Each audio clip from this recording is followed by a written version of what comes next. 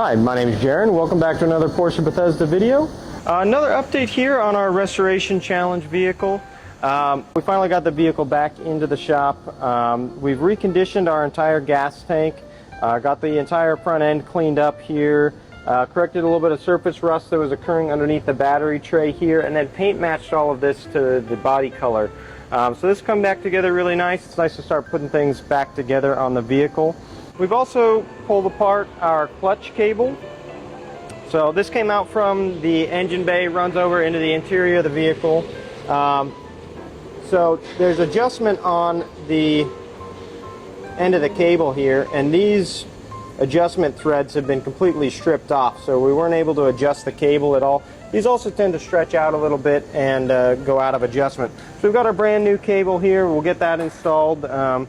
So that combined with our new clutch should have the vehicle shifting perfectly. With the engine and transmission out, we've got access to the entire bay. So we've gone through, cleaned up all of the back of the engine compartment, installed the new insulation pad in there, so that's cleaned it up quite a bit.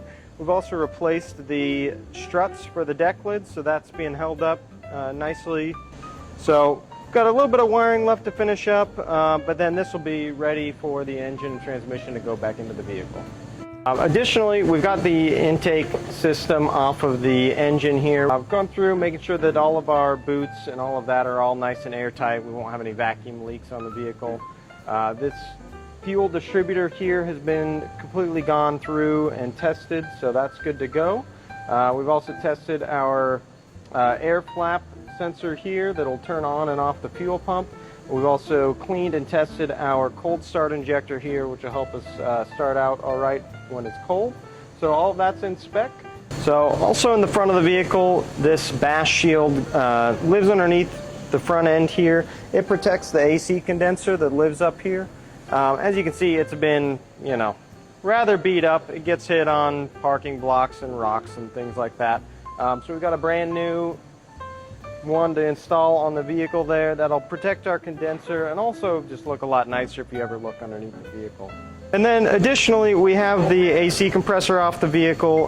So we've gone through, completely disassembled, cleaned everything, all new gaskets and seals on the unit. So this should be ready to go back in the vehicle.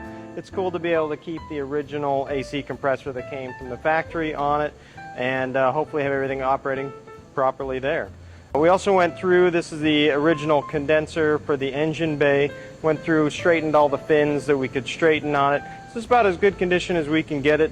So that'll be going on the vehicle as well. And then of course a new receiver dryer to make sure that there's no excess moisture in our AC system. Should keep the new compressor working properly there. And then on the interior of the vehicle, that clutch cable that I just showed you is going to come through the tunnel here and up to our pedal cluster there.